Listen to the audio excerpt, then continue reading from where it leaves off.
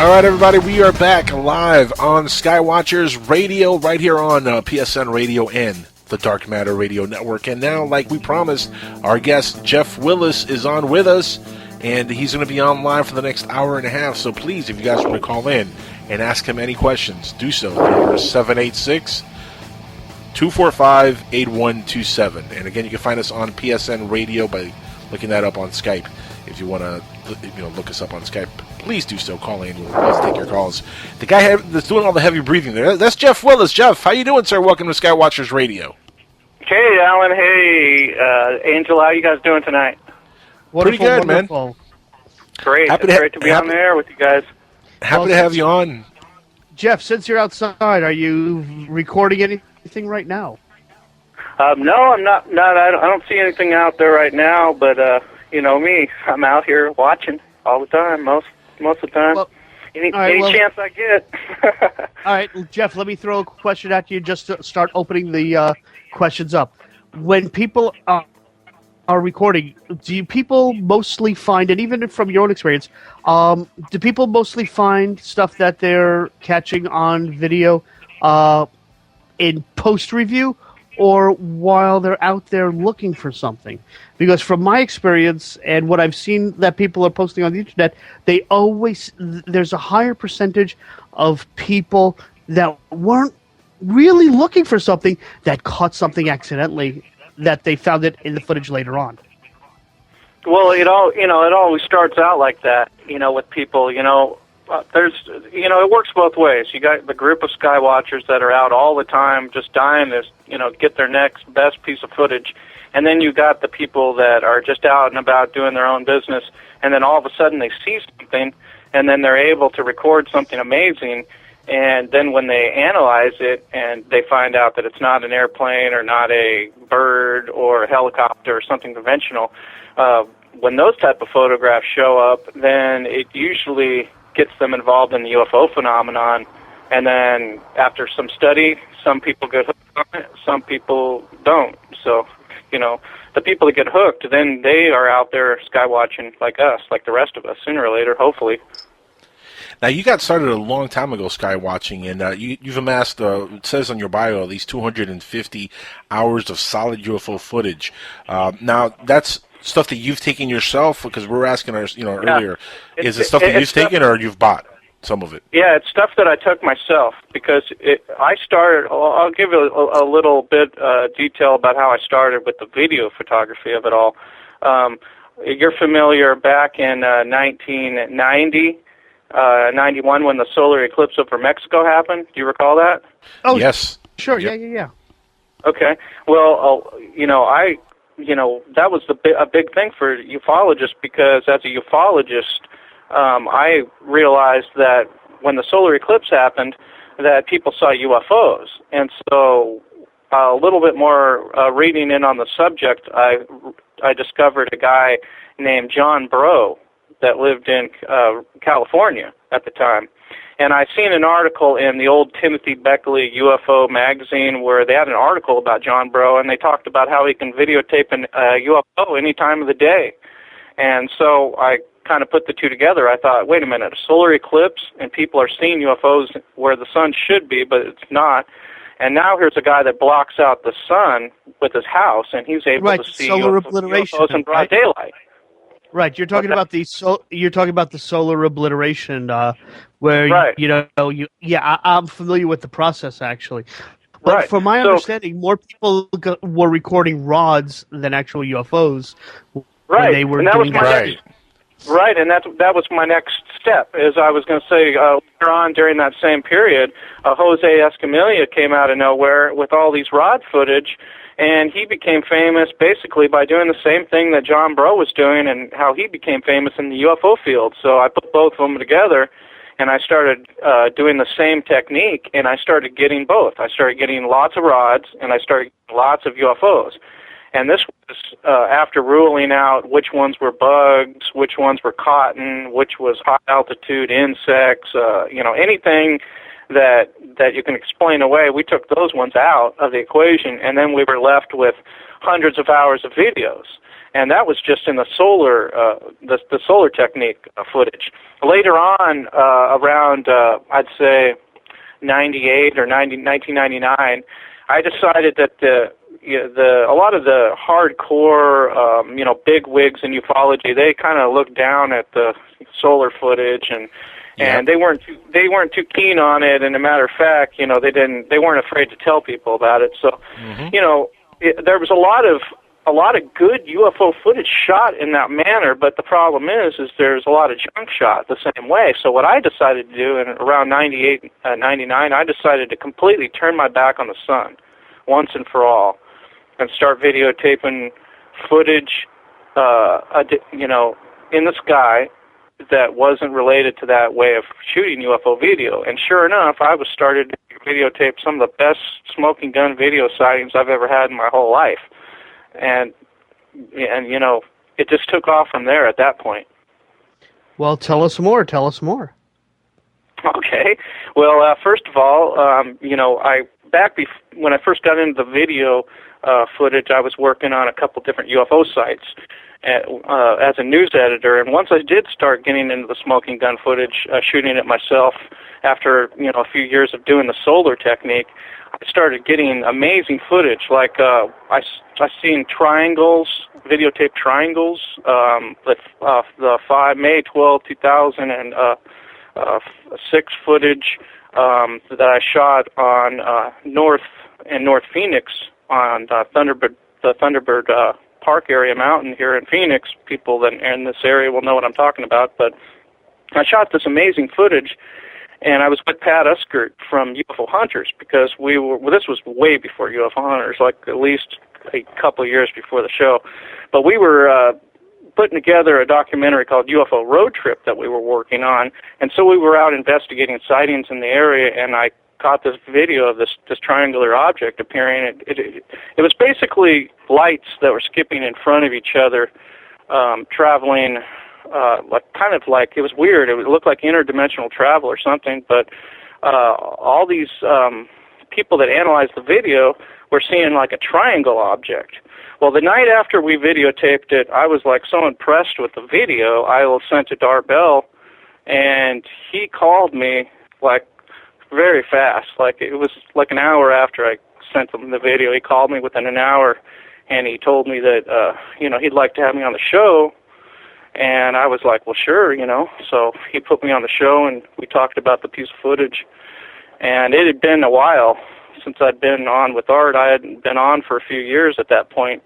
I was on a Dreamland show with him, but I was recorded by Linda Moulton Howe on the telephone, and the conversation between me and her were played back on a Dreamland episode about some different video footage I shot. This one, in the Dreamland episode, we were talking about a double dome video. It was like a cigar-shaped object with two domes on top and three balls of light on the bottom in the broad daylight, flying incredibly fast across the sky.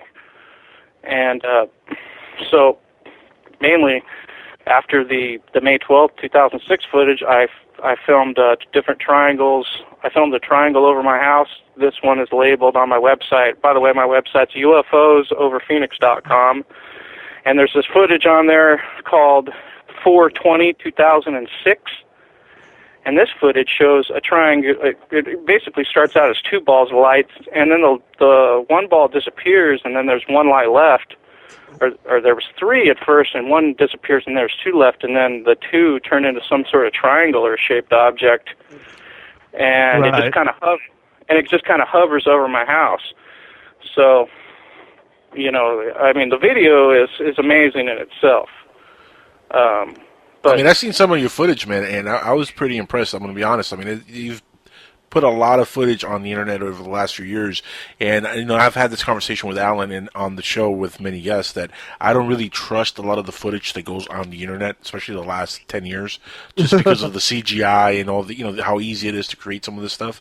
But you can almost always tell right off the bat what's CGI and what's kind of like authentic and legit, or at least something that would really take a lot of work to pull off. You know what I mean? And I've seen that in some of your footage that it really looks as authentic as it gets. As a Skywatcher though, and somebody who takes the subject as serious as you do and as we do here on the show, does it bug you though how rabid the internet is right now with all the hoaxing and all the people putting up CGI UFOs and trying to pass them off as real things? Yeah, it's horrible. It just messes up the whole subject, and it's not good for the subject matter at all because no one knows what to believe anymore. I mean, like we were saying, my footage, you can tell it's shot in the camera, and it's some of the most amazing stuff out there. I mean, I shoot a daylight saucer in the middle of the day that you can see in broad daylight. It was featured on that Best Evidence Caught on Tape show by Bob Kiviat. You can see that on YouTube, and it shows me for about 15 minutes talking about my footage, and it's got a short interview of me. My footage has also been featured on the Walt Disney motion picture Race to Witch Mountain with The Rock. Like 5 of my clips are at the beginning of the movie. The opener, yeah. Yep. Yeah. So my footage has also been on a DVD with Dan Aykroyd called Dan Aykroyd Unplugged on UFOs. Yep. And I actually just came out with a new DVD this year. I try to come out with one every year, but the new one's called Paranormal X, Finding ET. And I have basically have 2 websites, UFOsoverPhoenix.com, and I have another one called UFOfootage.net. And so people can check those 2 sites out. Jeff, let me ask you, why do you believe that you are able to see UFOs at such a random rate or at such a high rate over the last couple decades? I was going to say now we're opening up a Pandora's box. Well, let me finish the question. Let me finish the question, and you'll be able to dissect Pandora's box pretty good on this one. Why do you think that you've had success taking so much footage, and a lot of people who've tried have not had as much success? Like for example, I've done a lot of sky watching over the last 5 years, 6 years, and I've had very little success catching anything good. Most of the stuff that I've caught, though, I've chalk it up to satellites or funky looking planes from a different angle, some balloons from really far away. One thing that a lot of people get and they really don't understand sometimes when they're recording videos. There are occasions, especially during a weekend, where nearby car dealerships will release a bunch of balloons to replenish for the next week, to put new ones up, and they usually tie them in a bunch and just release them. People see that from far away, they record it, they think it's a UFO, next thing you know, it's on YouTube as an authentic UFO. That happens all the time. It happens all the time. There's lots of Skywatchers that post it, and the problem is it started a whole new phenomenon of people that think that the strings on balloons are some sort of propulsion system or some sort of arm that picks up animals or some crazy stuff like that. Yeah, they're tentacles. I'm telling you, they're tentacles. Yeah, tentacles. Exactly. That's where I was going with it, and it just brings up a whole bunch of crazy people that just can't get past the fact that it's a balloon floating through the sky. I mean, I just don't get it. But what's made you so successful compared to those people that are just fooling themselves? Well, I mean, I take my footage and I look at it. If it looks like a balloon, if I can't tell if it's a balloon or not, or if there's no string on it and it still looks like it could be a balloon, it has to look more like an orb or more like a bona fide UFO before I'll post it. And I mean, I try not to post just the white dots. That I got so many of them that I haven't even posted online that it's not even worth posting them. I wait to basically shoot some smoking gun video and then I put it up there. I shot kind of a cylinder thing a few months back that looked a lot like the Tim Edwards footage from back in 1998, I believe it was. Looked pretty similar to it. And then I shot some other weird, egg-shaped thing, or it basically looked like a probe of some sort over my house. A daylight footage not too long ago, 2013. I had probably about 2 or 3 videos from 2013, and then I usually save most of my videos for a DVD. At the end of the year, I'll put together a DVD with some of my footage and some of the other Skywatchers' footage that I work with. And, we make a compilation of different types of footage, and put it out there. Most of it's never seen on YouTube before, Right. That way people get something that they've never seen. Now, how many conventions do you do per year, traveling around showing new material? It just depends. I usually do at least one a year, at least. Okay. But for the last few years, it's only been one a year. But I have been a speaker at a couple different conventions. I was a speaker at the Roswell UFO conference, and I was a speaker at the International UFO conference here in Phoenix. So those were my two speaking engagements. But mostly I do TV and radio, different types of programs on cable. Like my last show I was on was Chasing UFOs, Episode 5. I don't know if you're familiar with that show. Everybody hated it. Yeah. Chasing UFOs, they said it was just a joke. But even the researchers, the on-camera, researchers complained about the show in an article. They bashed their own show and everything. I'm sure you're familiar with that. Yeah, definitely. I'm sorry, go ahead. No, go ahead, Alan. Go ahead. No, one thing I don't understand is with so much interest in the UFO community and all the TV shows that actually get good ratings, why do they keep on getting canceled and another one has to pop up? There's a lot of speculation. Yeah. Like, for instance, like they always say, we made an episode where we got too close to the truth and they shut us down. That's the most common one I hear. The other one it may be common, but is it a true answer? It could be true in a lot of different cases, depending on what really happened. But a lot of times, I think that it's a network thing. So when the network doesn't get enough views on this program, and the other network's kicking their butt on that show, they either move the show to a different day, or they either get rid of the show. So that's kind of how they deal with it, unfortunately. Sad. And I know there's not a lot of UFO shows out there right now too. Like you're saying, there's just only probably on I can count them on one hand basically. And what gets me is you had great shows like UFO Hunters was a really good show. I mean, you guys did really good work on that show, and it's sad when that show went off the air. But then you have shows like Ancient Aliens that from the very beginning there's a lot of stuff on there. It's kind of hokey. Some of it has been already proven to be false. Right. I actually have that on my website. I've been trying to, be a on-camera co-host for a show. I put it out there on my site that I'm here, I'm waiting, and no producers are calling me. And I'm more than willing to put my expertise in this field on camera on a show and actually get to the bottom of this. Send me to some places where we can find the truth about this kind of stuff, because it's like, the old saying goes, the truth is out there, all you have to do is find it, Yeah, but do you think it might be the well's kind of running a little dry in ufology, and maybe the interest is switching to more paranormal stuff or even more scientific stuff? Because look, Cosmos coming back has been great. It's done really well in the ratings. It's popular. Kids are talking about it. My nephews, who are, ignoramus when it comes to science. I mean, they're into movies, sports, comic books, all the good kid stuff. And one of my nephews came up to me and said, "Man, I've been watching that Cosmos show, and it's great." To hear my nephew say that, it really fills me with some joy to understand that a kid is getting something really great out of a science-based show that is clean and it's wholesome and is actually teaching them something positive. And, people are kind of leaning, I think, towards more in that direction. Do you think there is that cooling off period for ufology, which happens in every genre of everything? I mean, everything has a period where it kind of goes away and then it comes back. You think we might be falling into that kind of period right now with ufology? Yeah, are we at the point of saturation?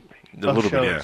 Well, I think what we're at the point is we're at the point of the lack of a study of where the phenomenon's really going. I mean, there's so many different aspects to the UFO phenomenon. I mean, you got the crop circles, you got the cattle mutilations, you got the human abduction scenario, you have the UFO phenomenon, which is a separate issue, because in a lot of these UFO abduction cases, you don't see a UFO with the entity.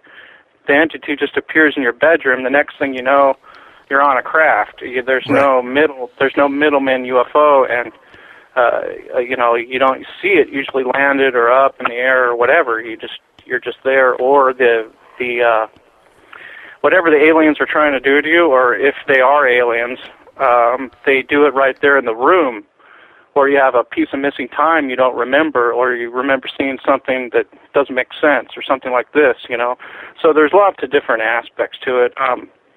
What I mean by the study of where it's going is there's very few ufologists that have actually figured out that the paranormal, like ghosts and different aspects of the paranormal are connected with the alien abduction phenomenon. There's some aspects to synchronicity. I've had some synchronicity events that lead up to a UFO encounter or a sighting of an entity. And I know this all sounds crazy to maybe people that aren't as deep into it as a lot of people are, or people that have, and I mean deep into it. What I mean by that is actual experiencers. I mean, it's one thing to videotape a UFO, but it's another thing to actually find out why you've been videotaping these UFOs. Right. And which, by the way, that kind of ties into like the question I had earlier for you, like, what's made you so successful in capturing UFO footage? Yeah, that's why I said it was kind of a Pandora's box, because this all started way before I videotaped my first UFO. Okay, Right. I got to throw a question out here. You're telling me that there is a direct correlation with paranormal experiences, such as ghosts and of course, things like that, with Yeah. UFOs. Okay, in that case, I've got a really interesting question. Why is it then that ghosts and such show up on scientific equipment like EMF meters and infrared video cameras and things like that? Ooh, I'd love to answer that, but I want to let Jeff hit that one up first. And we get English EVPs, but we really don't get anything similar to that when it comes to UFOs. Well, my answer to that is it's either an entity pretending it's a ghost, or an entity making a voice on a tape recorder to make you think it's a ghost, or it's an actual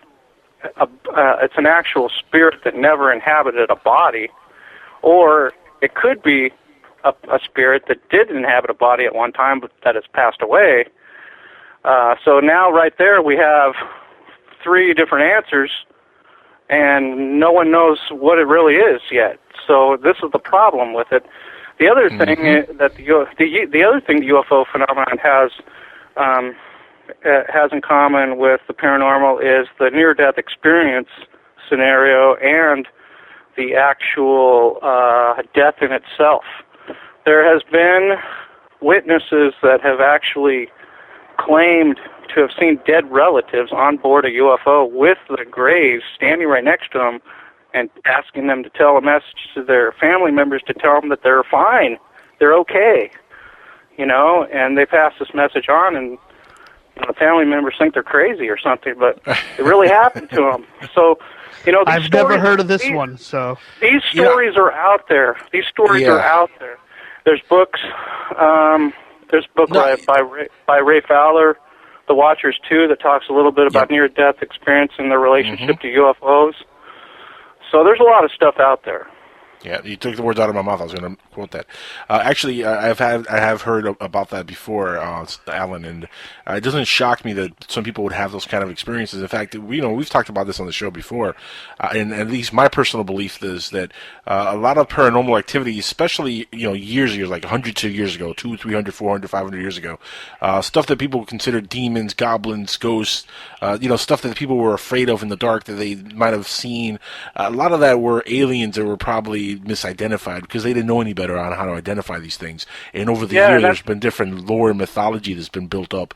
And who's not to say that? Look, who's not to say that the whole ghost phenomenon is not us looking at, for example, beings from another dimension, and not so much ghost, of people that died here and then went to heaven, but maybe when we die, we go to another dimension, and we're trying to bleed our way through back to this dimension to, get a message across or something like that. In fact, Art Bell, a long time ago, talked about the veil dropping and how, one day maybe that veil will drop and we'll be able to contact other dimensions and other sides, and who knows what that would bring. And I think that really kind of correlates with the whole alien phenomenon. I think that veil kind of is dropping, Jeff, and I think that might be what we're seeing when we see a lot of the correlations between aliens and ghosts and paranormal phenomenon.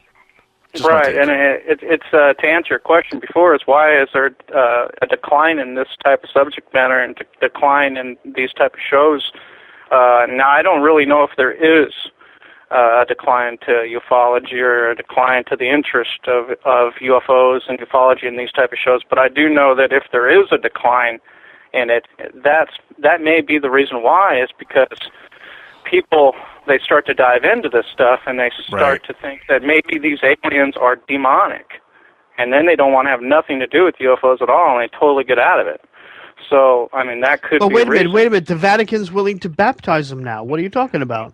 That's a good point. Yeah. And I wonder why they're so interested in the UFO phenomenon. I mean, if you really think about it, I mean, they maybe have some questions to answer. Well, first answer I want from them is, why do they name their telescope Lucifer? Yeah, exactly. And if they're gonna baptize the alien, are they trying to convert the alien to Christianity, or what are they trying to do there? I don't really understand that.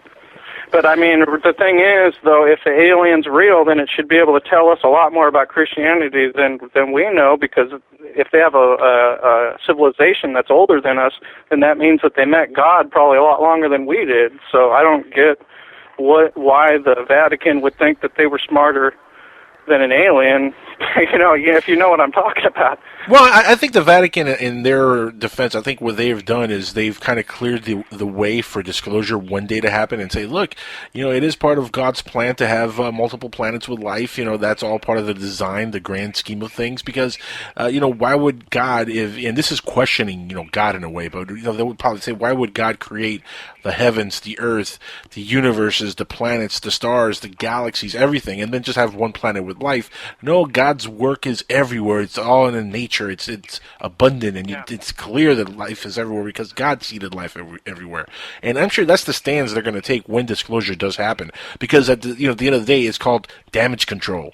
They don't want to be the only fish in the sea saying, hey, there's no aliens, I can't be real. God doesn't say that aliens exist. They don't want to be that fish out of water, you know what I mean? They want to be They basically want to be ready in case it does really happen. If the aliens really do land on the White House lawn and get out and introduce themselves on the Today Show and all this good stuff like everybody really wants it to happen. If that happens, then sure they'll be ready, but that's never going to happen probably because of the fact that it may be that whole Star Trek thing where there's a prime directive that they don't interfere with different planets. Yeah. If they are real. I mean, I know we're not civilized enough. Unfortunately, we're not civilized enough. Right. Now, I've seen a lot of strange stuff, and I've videotaped a lot of strange craft in the sky, but are they alien or are, that's the $1 million question. That's right. Why shows like yours exist, Well, we're still talking about it. To clarify one thing, when I said that it might be dying off a little bit, or the well might be drying off, I'm not talking about the fan reaction or the fan interest, or us doing radio online or stuff like that. I'm talking about like network wide, and I'm talking about like TV wide. It does seem like they're switching.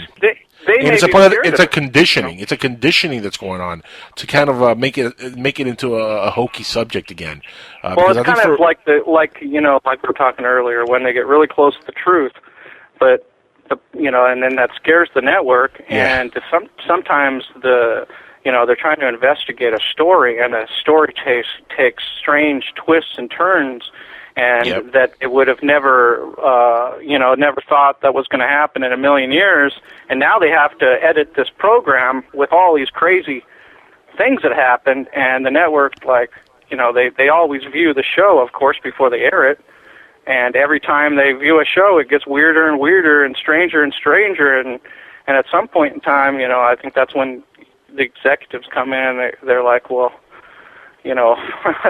this is pushing our belief system at some point, and it's not pushing ours, of course, because we study this stuff all the time. We're well aware that this type of stuff is happening, but to the average Joe Schmo television producer executive walking down the street, going to his job at History Channel or Discovery Channel, they they look at it as entertainment purposes, and now when they're confronted with a program that's cutting edge, getting to the truth, and telling you stuff you don't want to hear, at that point, maybe the hierarchies cut the shows off at that point. I don't know. I really don't know what's going on behind the scenes, but yeah, I think it's further back to that, losing it. The shows keep disappearing, like you were saying, though. Yeah, no, I think it goes further than just the people at the actual networks. I think it goes, the people that are controlling the media in general. Behind the scenes, the puppeteers. They control even the heads of the networks. They're the ones that are doing the conditioning, and I really truly believe that there's a reconditioning on the subject over the next last 5 years and the next 15 years. And I think they're doing it on purpose to kind of like wean away people from the interest of UFOs and the subject in general. And, we're seeing all kinds of people attacked also in ufology. I mean, look what some of the folks have gone through recently, like Stan Romanek and them. And even though, look, there's still a jury to be out about the whole thing with Stan Romanek, but the fact that they've gone and investigated him and have gone after him, and, we also had William Cooper. I had the government go after him years ago, and it's nothing new that the government would go after some of these people. So, what do you think of like people like Stan Romanek, for example, and what he's going through? They just also, by the way, had an interesting video. 25 years later, Bob Lazar. I saw that on the internet. Another one, yeah. Yeah. Another one who got discredited real quickly by government officials and other folks in ufology. But what do you think of like the current state of ufology in general when it comes to like the mass media and the way they're controlling the scenes with stuff like Stan Romanek, for example?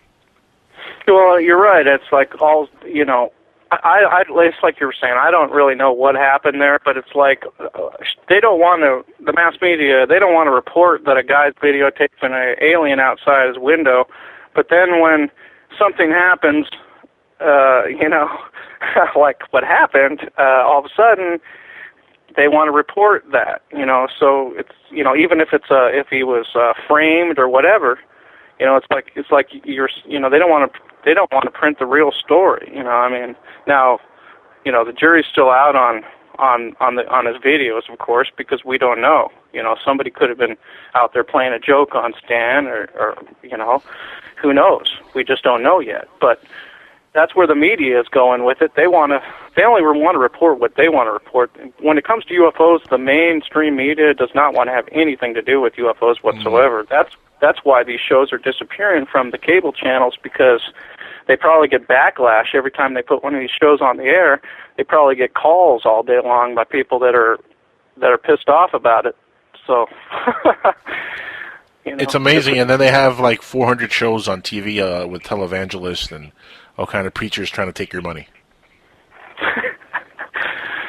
Well, the UFO thing's a completely different thing altogether, and people just don't. The hardcore people, it's going to have its crowd, but it's hard to win people over to even look at the subject matter, because, like you said, I mean, and like everybody knows, anybody that studies the subject matter of UFOs, if they're not freaked out and scared and start running away from it within the first 10 minutes of it, then it's a different animal. Somebody who researches UFO footage, UFO type of related stuff, anybody who deals with the UFO phenomenon is a totally different animal than the normal people out there. And, I've looked at myself my whole life, sitting in elementary school class in the third grade, and I thinking to myself, I'm different than all these kids. Why is that? And I find out later, but I think we're chosen for this. I mean, it sounds crazy, but that's how I feel about it. Now, you don't mean like new agey, like star seed chosen type of people? Like No, it's got nothing to do with that. It's like, let's just say, okay, there's a lot of people out there that could have had contacts and not even realized it. but they're interested in That's UFOs. true. Why is that? Why are you interested in UFOs? Like, look at yourself. What got you into this, and why are you so into it? Did you ever have any strange experiences when you were a kid that you can't explain? I mean, I could answer that, and the answer is yes. Actually, I've had several. I had two see? sightings. Yeah, I had two sightings as a kid. And you know what's really funny, Me too. Jeff? This tripped me out years ago because my father was always into alien movies and space stuff. Like he introduced me to Star Wars and a lot of like the sci-fi stuff of the '80s. Even though he didn't speak the language, he would always get them in Spanish so he could understand what was going on. He loved sci-fi movies, and he took me to go see Fire in the Sky when it came out in theaters. And we went to a theater down here. They played it with subtitles, and he was glued to this movie theater. And let me tell you, he was a huge fan of the whole case for years. He knew about the Travis Walton case. And when the movie started, there's a scene when the aliens are doing their experiment on Travis, and they put that goo down his mouth, and they knock him out, and he completely blacks out a couple seconds later. That gave me the worst case of deja vu, and I was a kid back then. But that scene alone freaked me out. Like if I had actually experienced that at some point in my past, not even kidding. That's how strong and powerful that scene was to me. To the point that I got even more interested in the subject. I don't think that I was abducted, but you never know. Well, that's what I'm saying. I'd say there is a percentage of people that are involved in the UFO phenomenon, no matter what aspect of the UFO phenomenon they're involved in. There is a certain percentage of those number of people that are abductees that have no clue of it whatsoever. Right. And that's why they're interested in the subject, because they have been. It's like a hypnotist could plant suggestions, or you can talk to some hypnosis guy, and then he'll do his thing and say, "You're not going to remember any of this," and then snap his fingers, and the whole conversation's gone from your mind. It's in your subconscious mind. All of a sudden, it's not in the forefront anymore. It's buried in there. Right. And when you see a suggestion, then you remember it. They can plant a suggestion. They can make you never remember it. Eventually, maybe you will. I mean, I don't know how powerful hypnosis is, but the aliens, if they have a lot of the abduction scenarios, they say there's missing time. There's events they don't remember. They erase memories from people's minds. Now, all of a sudden, if you had an experience when you're a kid, they erase it from your mind, but you see a UFO in a newspaper article, and all of a sudden you're drawn to it. You buy it, and you're fascinated by it, and then you buy every book on the subject, and you're completely you can't separate yourself from it. Why is that? It's because of that they can't completely erase it. They do that so that you get involved in it. They want you to be involved in it. They want you to spread the word on it. I mean, even if these aliens turn out to be extraterrestrials, maybe that is their only way to get the message across the earth, because they don't want to land and meet our president and our government, because they've been shooting at them for all these years. So why would they land? The only way that they can get the message across is through the grassroots movement, through UFOs or mass sightings or whatever. It's really their only card they can play, really. Well, hey, Jeff, Jeff, let me throw a question out for you. With all the video recording that you've done and stuff that you've seen, how many of them have you recorded that actually show military intervention? The reason I ask is because one thing that I've always been fascinated by is one of the STS shuttle videos where it shows that we possibly might have been shooting something at a UFO. And I'm wondering, have you recorded anything like that? Two of my videos, actually, yeah. The May 12th video, 2006, after the triangle or the balls of light disappeared, the F-15 showed up a few minutes later and circled the area where the UFO had disappeared. And then earlier, in 1998, I recorded this black disc-shaped object in the middle of the afternoon hovering over my apartment complex. And it actually, it kind of started different. I was lying in bed and completely, totally asleep. And all of a sudden, have you ever been asleep and have somebody fool around with you, like pull your leg or pull your arm or touch you or something like that? Yeah. Yes. Yep. I was lying in bed totally asleep, and I felt somebody grab my leg and start pulling on my leg. And I woke up, totally freaked out because I'm living alone. There's no one in the apartment or whatever. So I wake up freaked out. I look, nothing's there at all. At that point, I open up my blinds, look out the window, look up in the sky, and there's a black object hovering above my apartment complex.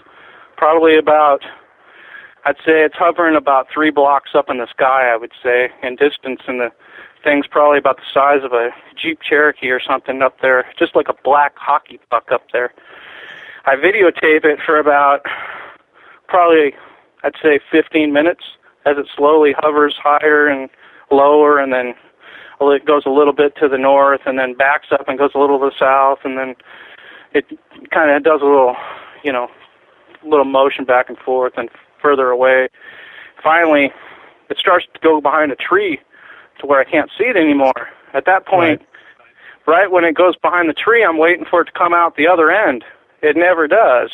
But about 10 seconds later, there was like 5 or 6 double-bladed black helicopters come out of nowhere and circle the area, making so much noise the whole complex was rumbling. And they did like one pass, and then they flew off. So it was pretty amazing. Really? Man, I got it all on video. It's on the site. Yep. I can't really remember what video it is. I think it's January 17th, 1998 or 1999 or something like that. It was so long ago. But yeah, military involvement. Definitely. Interesting. Very interesting. Yeah, it is interesting. I've always wondered if maybe Doctor Who got it right with remember the episodes with the race called the Silence. That every time you turn away from the gray-looking aliens, they wipe your memory so you don't remember anything. Maybe that's what's going on.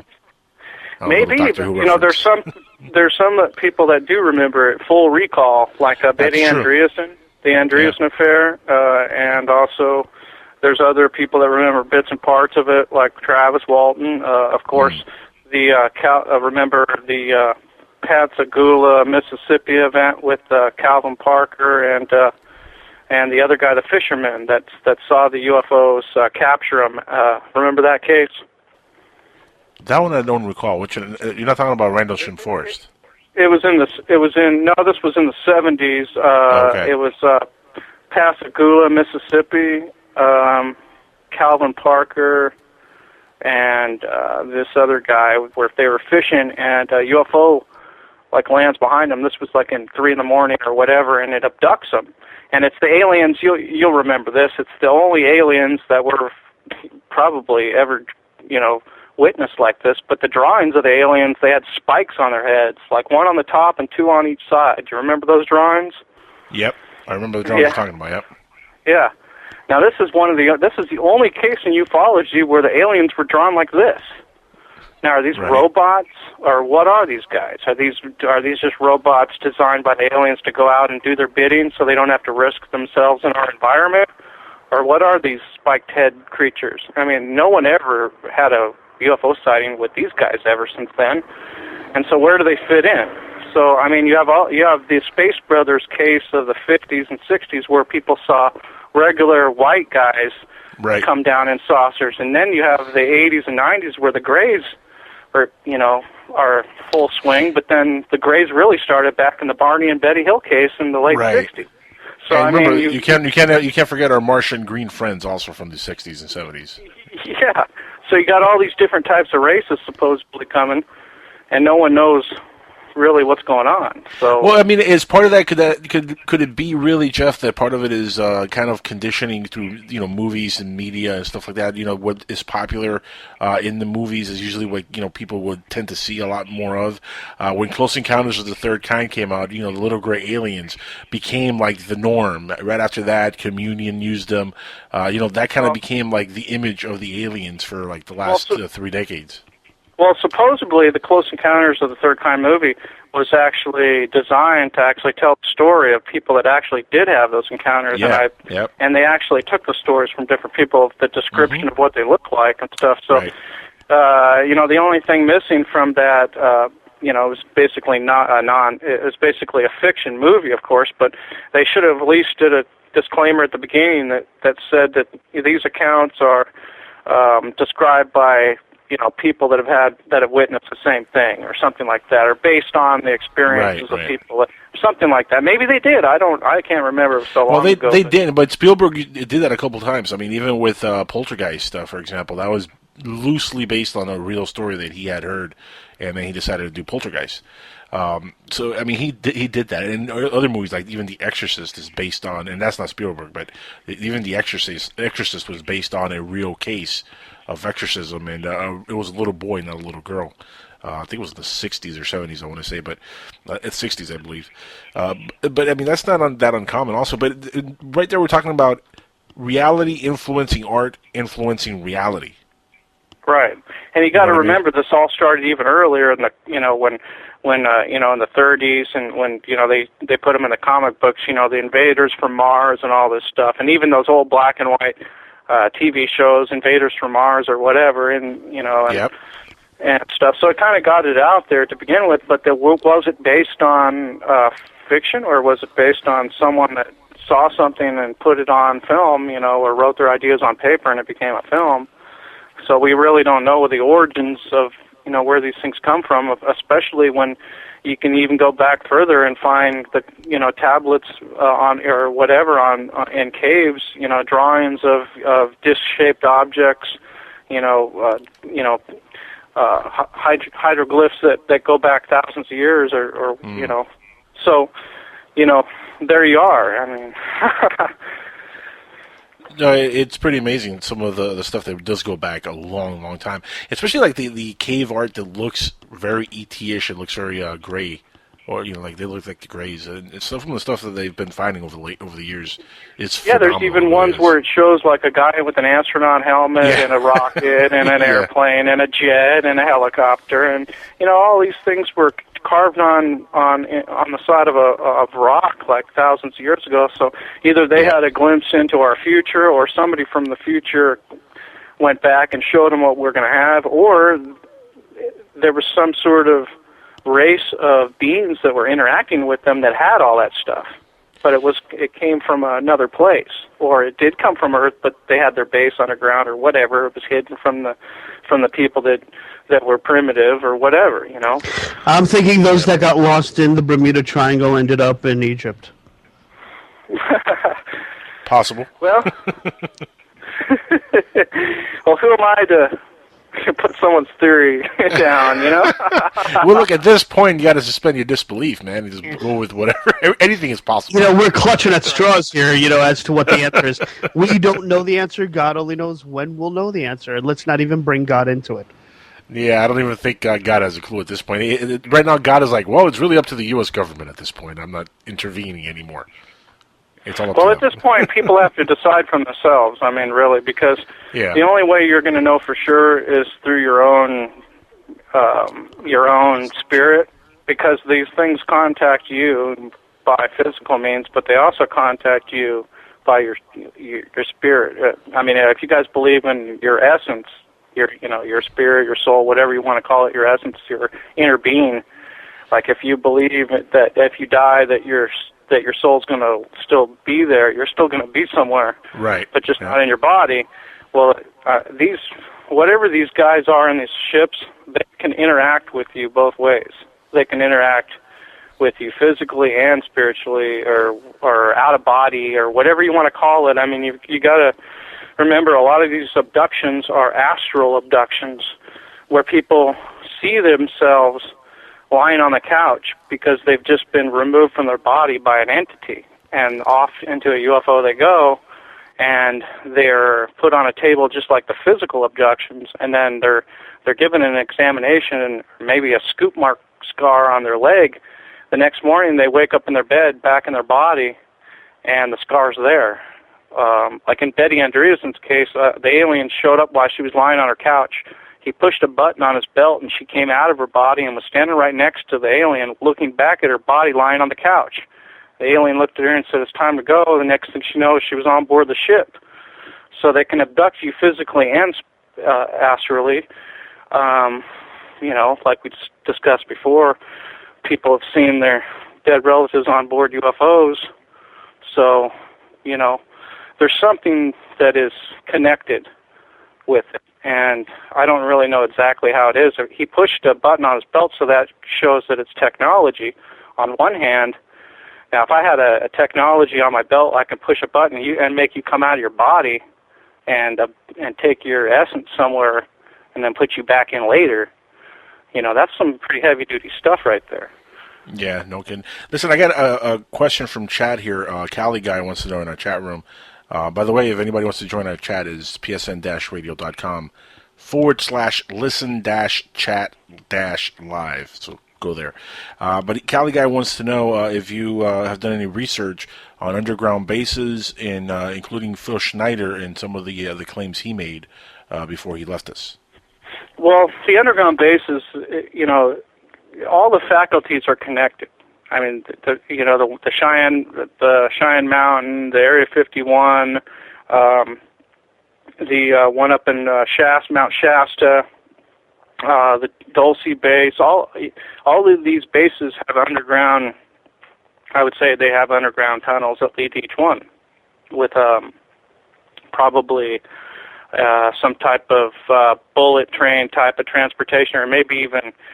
You know, I mean, you can get crazy. I mean, you can take what Andrew Biasiago says and just say that there's jump rooms and these people can like teleport themselves all over the country. They don't, you know, all the top secret people can just if you're at this level above top secret, you're allowed to teleport yourself wherever, you know, to this base or to that base or to Mars or whatever. You know, if you want to get that crazy. But I mean, the theories are out there and there's all these stories out there. So, you know, all I can go on is what other people have already come up with, and then, you know, put my 2 cents to it, you know, and what I think about it. But I do think that all the bases are connected, and I do think there's underground tunnels to each one of them.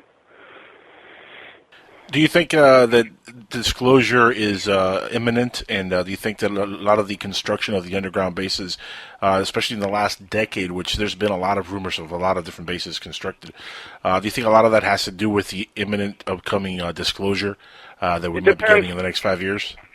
It depends on how many more whistleblowers come out of the woodwork and tell their stories, like Bob Lazar dared to do. And he's still alive. Like 20 years later, he's still alive. And the story that he told is, you know, it's pretty fascinating. I believe it, to tell you the truth. I do believe in his story, and I believe every word of it. It's just because that's fun. That's funny you mentioned. Let me stop you right there. It's funny you mentioned because I had this conversation about Bob Lazar about a week and a half ago with another gentleman who I'm not going to name, but he's in ufology. He's really, really well known, and I just don't want to name drop because, you know, it wouldn't be fair. But it's safe to say that he thought Lazar was completely full of BS. And I'm not talking about Stanton Friedman either, by the way, because I know Stanton has his issues with Bob Lazar. But this person really just does not believe a word that Bob Lazar was saying, and he was throwing at me all, you know, certain information, how there was no records found that really showed that he worked at Los Alamos, that the one record that they had was, you know, a phone record, which could have been anything. There were certain details that were kind of like screwy. He couldn't prove that he worked at Area 51, which was really like that for me was the clincher. If he could find some kind of evidence, but you know, my thing back to that was, well, of course there's not going to be any evidence. They don't want him to prove that he worked there, but you know, you would figure that he would keep a pay stub or something. You know what I mean?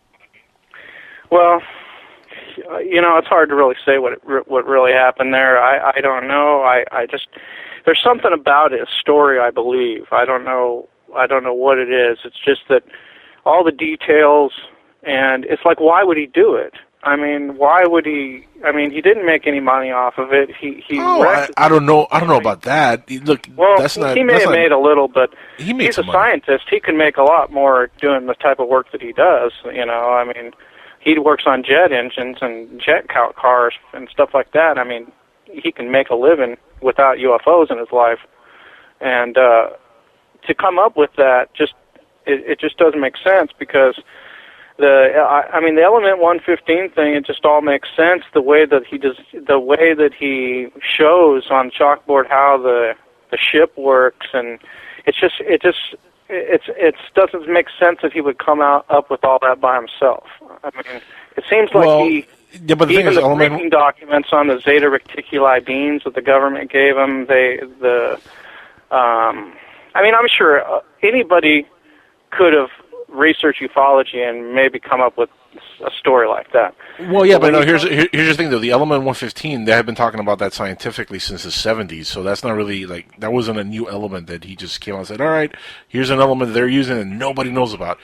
Science actually knows about element 115 since the 70s, like I said, and the most they've ever been able to do with that element is make it stable for a few seconds before it becomes unstable, so there really isn't any working element 115 yet. Wait a minute. Wasn't there an announcement, like, in the past 3 or 4 weeks that 2 new elements were found, and I believe one of the numbers was 115?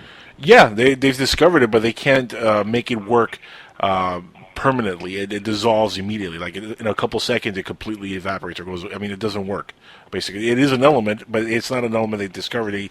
They discovered it by mixing a lot of different chemicals together, and that's how they created element 115. Well, but they've known about this since the 70s. Bob even says that, and I'm sure you've watched the excerpts from the government Bible. I'm sure you've watched the documentary, right, where he explains everything. Well, I think he mentioned something like that it's very unstable.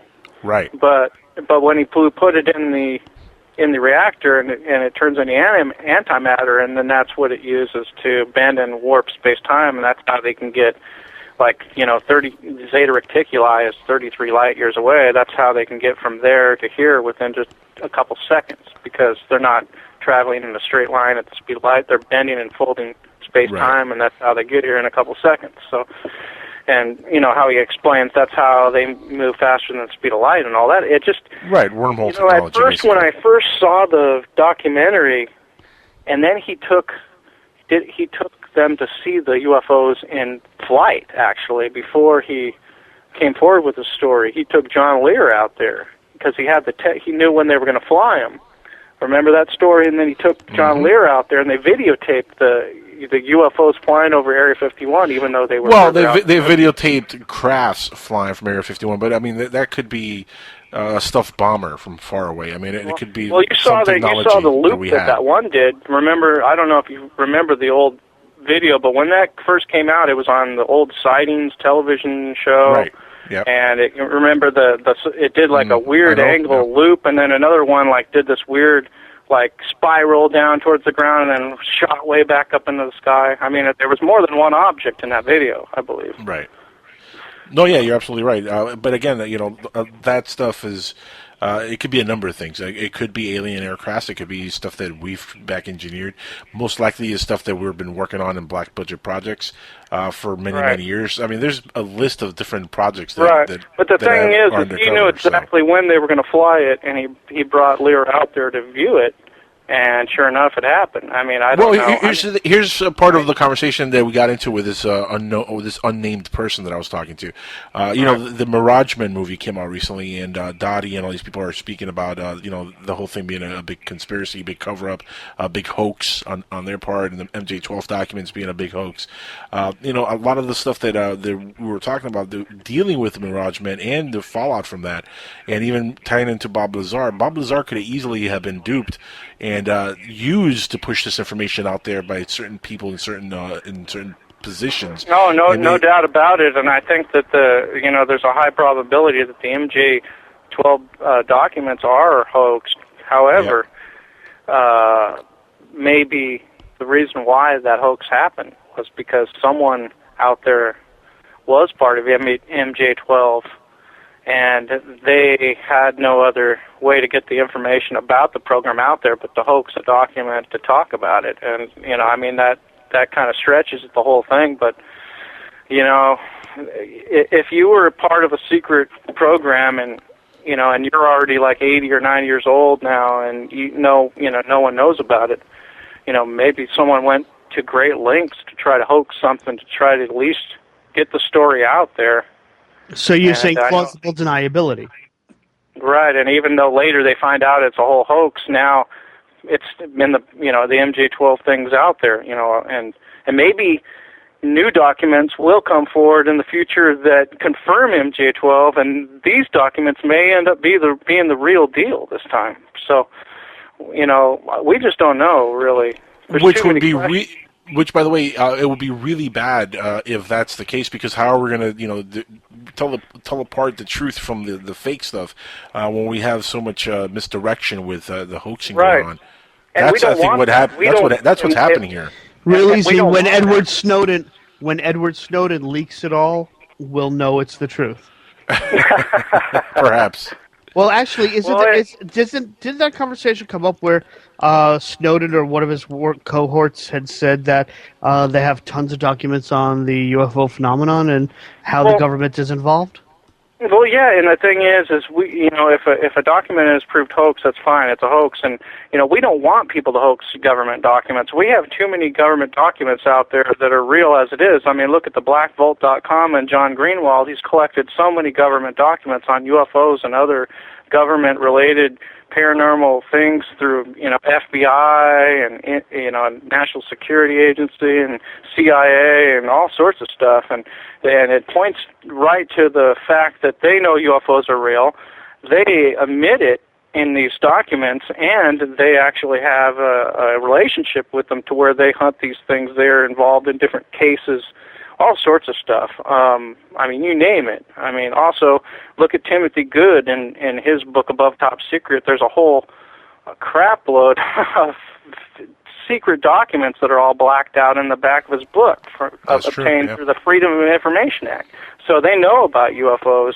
We don't know if they know what they are, but, Area 51's there for a reason. I'm sure it's there to design secret stuff and all this great stuff that this country wants to throw their black budget, trillions of dollars, around down there and come up with whatever they're going to come up with. But, the anti-gravity thing, where people were seeing these anti-gravity UFOs, goes all the way back to the World War II with the Nazis. And if they had designed these anti-gravity UFOs and we somehow captured them after the war, then we were already a step up on anti-gravity craft.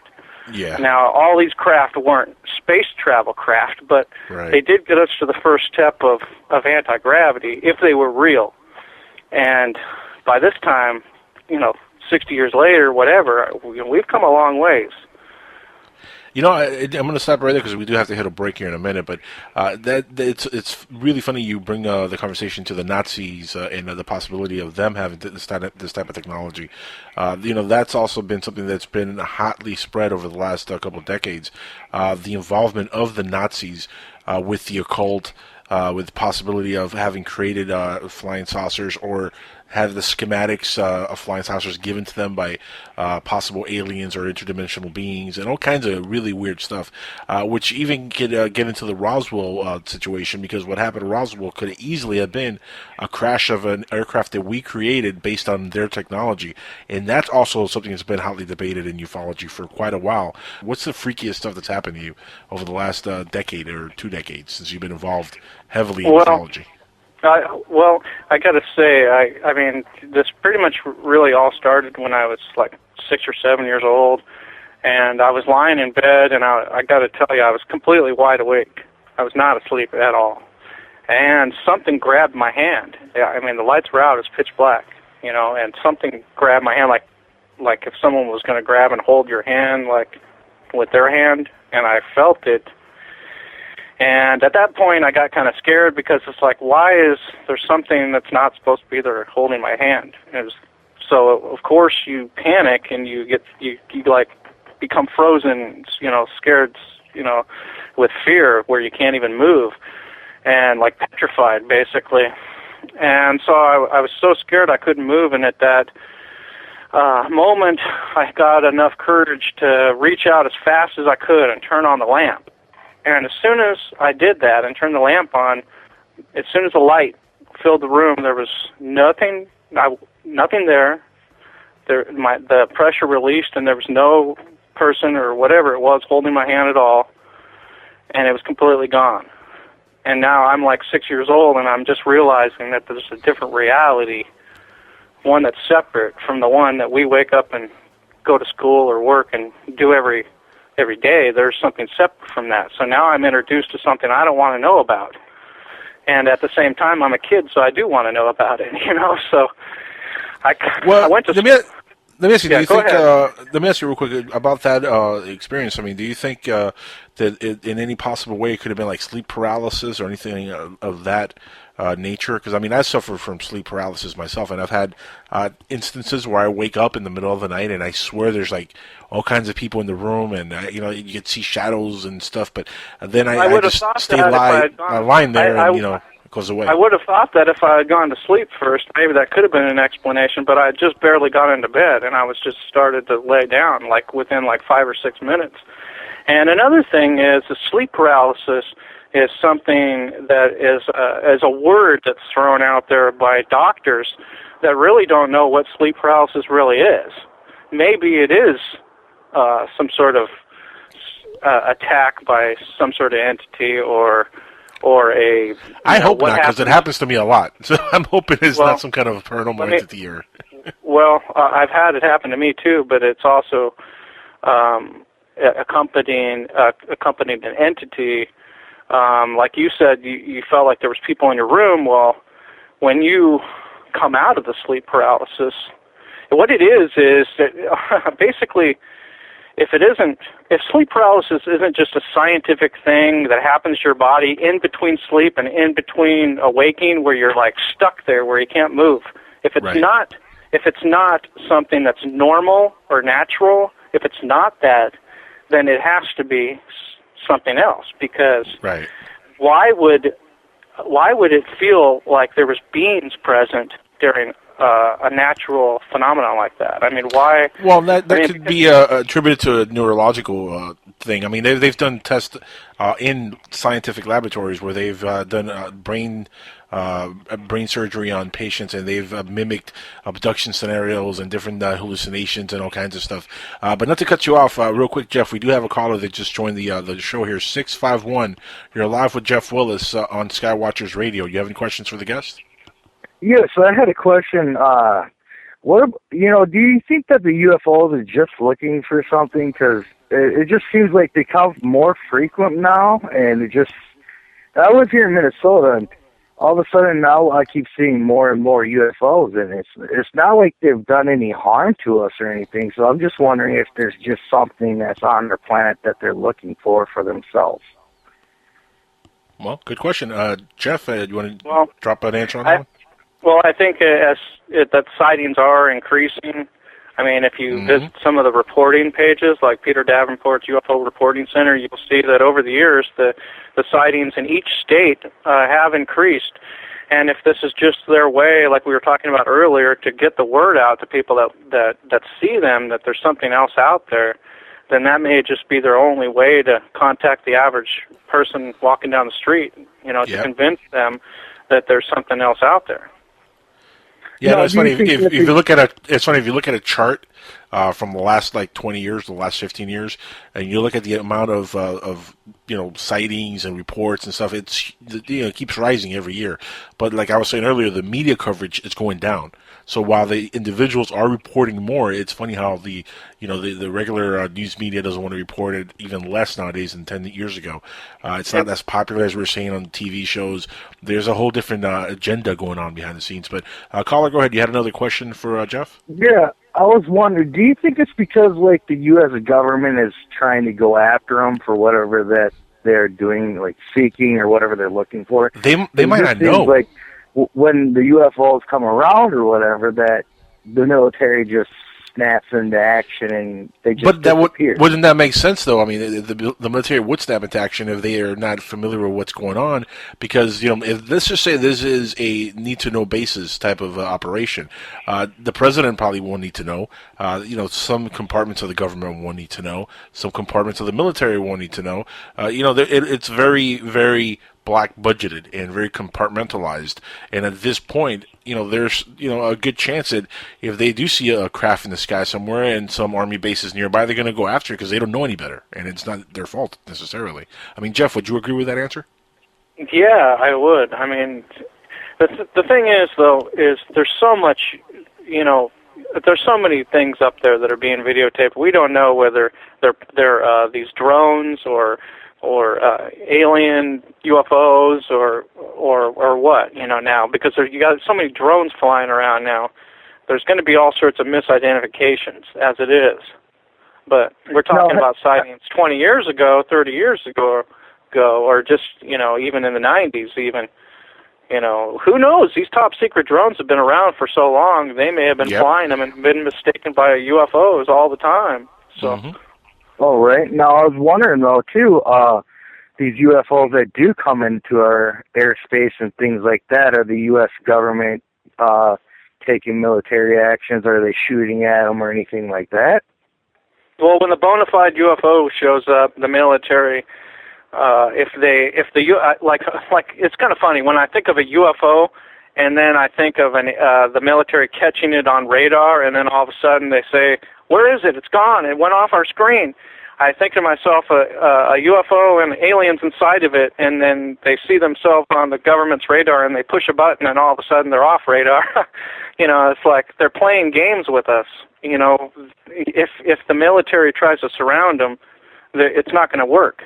And they already know that. They've learned that over the years, over the last 50 years. It doesn't work like that. So all they can really do is just, keep tabs on, back in the day, they used to scramble a bunch of jets after it or something. They don't do that anymore now. They visualize it on radar, and then if it sits there for a while, maybe they'll send, some helicopters or a jet to check it out, or a couple F-15s or something.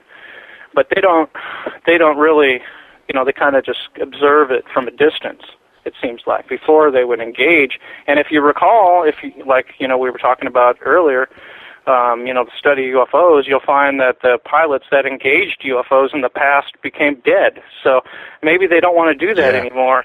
And to talk about what we talked about before with the Nazi UFOs, if, people that study UFOs will find out that there's a lot of paperwork out there that shows these honeyboo models and these anti-gravity machines. It's all over ufology if you search the German UFO projects and stuff like that.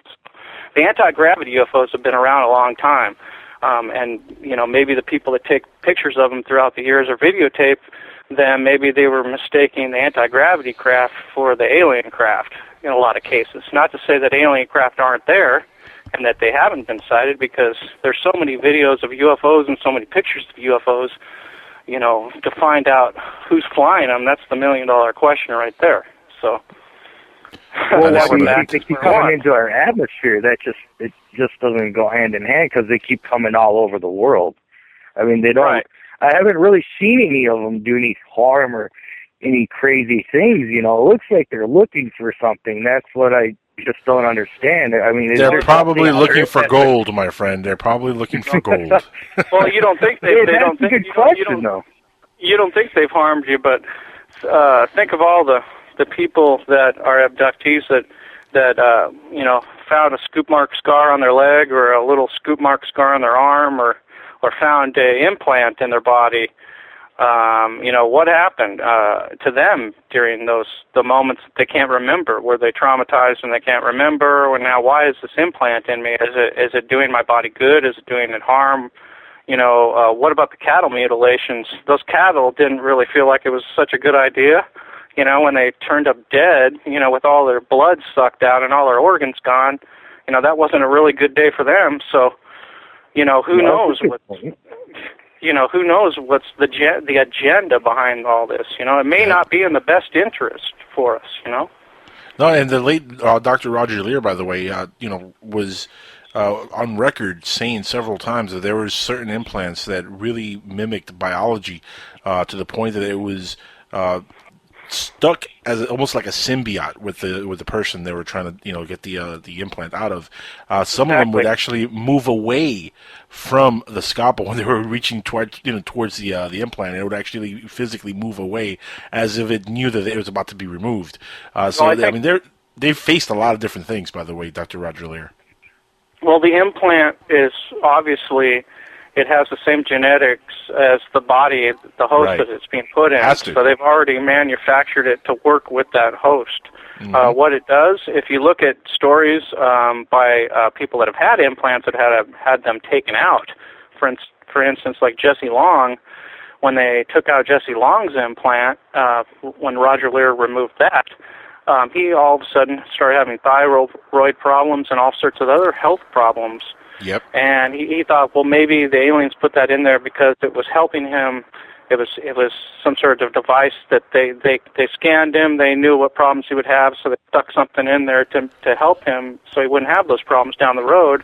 And now he removed it, and now there's these problems. But then later on, maybe a few months or a year later, I remember him saying that he woke up one morning and he felt the lump, and there it was again. They put it back there. So they realized that somebody had taken it out. He got re-abducted, and they put it back in. So, you know, they know, like you were saying, when they cut Whitley Strieber's ear open and they tried to pull that implant out of his ear and it moved away from the scalpel. Yeah. And that's basically, you know, they're in a ship somewhere, or maybe, you know, looking at their implant on a screen and saying, okay, well, somebody's trying to pull it out, and then they just move it back further in. You know, same thing with, oh, we're on radar, okay, push that button, now we're not, you know, type of a thing. So I can just imagine the job some alien out there has, just looking at screens all day, and if one little light goes off, they know they have to move that implant around. That's somebody's job out there. They got a joystick. Like they probably get paid minimum wage, and they're on Obamacare also. But go ahead, caller. Yeah, I was hearing you guys talk about like them taking your souls or something like that. Now, what I don't understand is, how would they just take your souls and bring it to wherever and do it up there versus just taking your body? Like, would your body be maybe they're soul eaters. Like, well, the thing is both abduction scenarios have been reported by different abductees. Some of them have been removed by just their body, like an astral travel. Like, you know, you go to sleep and some people say they can astral travel. Well, when, you know, they take you out of your body. It's an astral travel abduction, basically. And how it's done is obviously through technology of some sort. And because the being did push a button on his belt, and then Betty Andreasen came out of her body and was standing right next to the being. And then they took her into the craft. They did some operations, and she was put back in her body. And then the next day, the scars were on her body, which is what I'm saying, which is completely weird because they took her in an astral form, and then they had done something to her, and then those marks showed up the next day on her physical body. So she didn't have like no burn marks or anything like that either. No, the whole point is that they took her astral body, or her spirit, on board, did the operation on the astral part of her, and then the marks just appeared on her body like they had done it to the physical body. That's bizarre. That's freaky. Wow. Caller, unfortunately, it's probably the same way the stigmata works, you know, where people bleed from, you know, I mean, it's the same thing, really. Someone from a different position, like, for instance, let's just say this. I hate to cut you off, but we're almost out of time, by the way. Caller, real quick, I do have to let you go because we're almost out of time. Like 3 minutes. All right, well, thank you, guys. You guys have a wonderful night. Thank you, caller, for calling. And please call in the future. We'd love to take your call. Jeff, like I said, we're running really low on time, and you know, I wanted to give you a couple of, or at least a minute here to plug your website and stuff before we get off the air. And really, we need to have you back on real soon because this is fascinating, and the 2 hours have just flown by. So we gotta have you back on. I know. Really quick. What I would basically, it's UFOsoverphoenix.com. UFOsoverphoenix.com, and the other website is UFOfootage.net. And I have a new DVD called Paranormal X, Finding ET. It can be found at the UFOsoverphoenix.com, and then you click on the DVD button, and it'll take you to a separate DVD page where you can see all my DVDs, not just the new ones, but the other ones as well. And how much time do we have left, guys? We got about a minute left, and that's about it. So let's just say goodnight for the evening. Jeff, again, thank you so much for being here, and we got to book you back on Skywatchers really, really soon. Cause absolutely. I got tons more stuff to share with you guys that we barely even got to, but, you know, another day. So you guys we barely scratched the surface. Really appreciate it. Yeah, definitely looking forward to it. It's been more than interesting, to say the least. It really has. Jeff, thank you so much again for spending the hour and a half here with us. It's been a pleasure. And I'll be in contact shortly so we can book you back on here very, very soon.